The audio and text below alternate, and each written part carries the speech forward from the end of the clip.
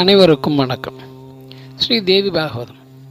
சத்ராஜித்து என்கின்ற மன்னனுடைய தம்பி பிரேச்சலஜித்து இந்த செமந்தகமணியை கழுத்தில் போட்டுக்கிட்டு வேட்டைக்கு போனான்.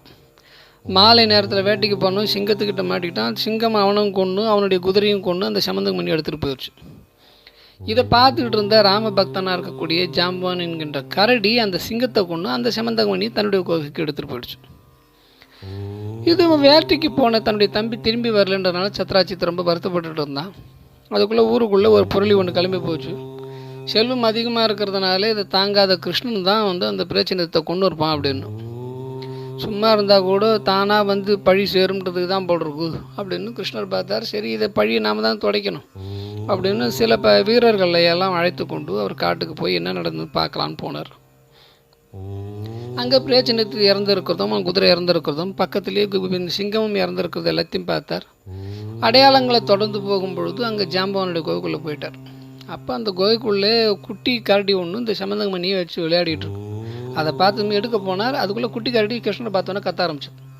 உடனே தாய் கரடி வந்தது. தாய் கரடி வந்த உடனே ஜாம்பவானும் ஓடி வந்துட்டான். இந்த கிருஷ்ணர் தான் சென்ற அவதாரத்தில் ராமராக வந்தவர்ன்றது ஜாம்பவானுக்கு தெரியாது. அதனால் சண்டை ஆரம்பிச்சது.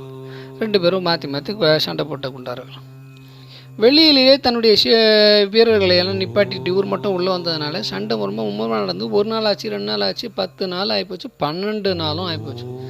வீரர்களை பார்த்தார்கள். நம்ம என்னமோ தெரியல, இதை போய் நம்ம வசுதேவரிடத்தில் சொல்லுவோம் அப்படின்னு இவர்கள் என்ன பண்ணால் அந்த குகையை மூடிட்டு நேரம் வசுதேவரிடத்தில் விஷயத்தை சொன்னார்கள். வசுதேவர் துடிச்சு போனார். என்ன செய்யறதுன்னு தெரியலையே, கிருஷ்ணனுக்கு என்ன ஆபத்துன்னு தெரியலையே, அது மிகப்பெரிய பலம் பொருந்திய கரடி போல் இருக்கே அப்படின்னு வருத்தப்பட்டு இருக்கிற நேரத்திலேயே நாரதர் வந்தார். நாரதரை பார்த்ததுமே வசுதேவர் சொன்னார், கொண்டதுக்கு என்ன ஆச்சுன்னு தெரியல, போனவன் வரல, 12 நாளாக சண்டை நடந்துட்டு இருக்கான், வீரர்கள் இந்த விஷயத்தை சொல்லுகிறார்கள், எனக்கு ஒன்றும் புரியலையே நாரதா, பயமாக இருக்கேன்னா. கிருஷ்ணருக்கு என்ன பயம் இருக்கு, கிருஷ்ணர் இருக்கார், கிருஷ்ணருக்கெல்லாம் ஒரு கவலையும் இல்லை, அவர் அதெல்லாம் வென்றுட்டு இருந்தாலும் இந்த மாதிரி நேரத்தில் நாம் இன்னும் மேலும் வெற்றி நமக்கு பக்கம் வரணும் அப்படின்னா அம்பாளை வேண்டிங்கோ. துர்கா தேவியாக இருக்கக்கூடிய ஆதிபராசக்தி, அவள் தான் காக்கும் தெய்வம், அவளை வேண்டிங்கோ அப்படின்னா. என்ன நாரதா, எனக்கு இன்னும் ஒன்றும் புரியலையே, எனக்கு சரியாக சொல்ல அப்படின்னா. உடனே அவர் சொன்னார், இப்போ ஆதிபராசக்தின்றவ தான் பிரம்மா விஷ்ணு சிவன் 3 பேருக்கும் மூல தெய்வம். அவள் தான் இவர்கள் 3 பேரை வச்சு இவர்கள் மூலமாக படைத்தல் காத்தல் அழித்தல் தொழிலெல்லாம் செய்துட்ருக்கிறா.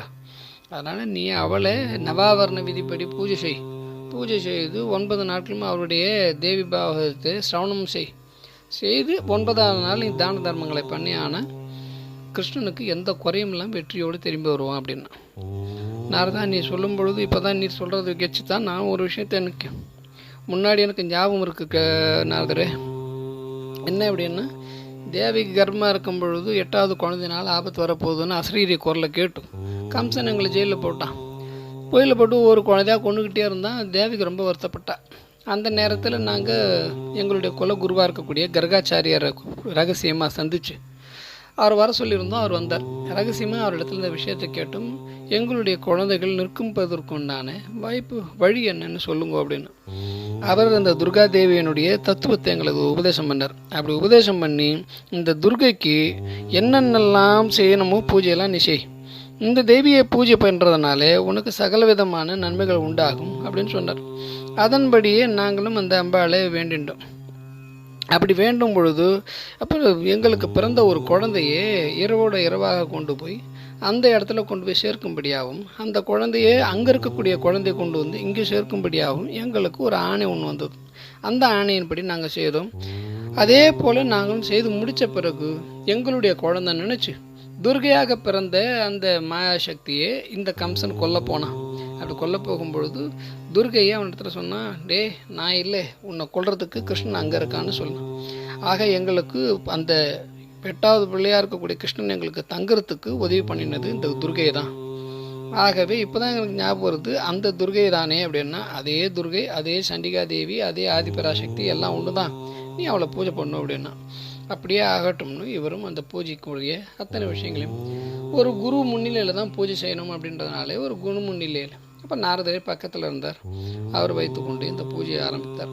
பூஜை ஆரம்பித்து 9 நாள் பூஜையை சிறப்பாக செய்து முடித்தார். செய்து முடித்த உடனே செய்தி ஒன்று வருது, பெறுவதெல்லாம் நலமே.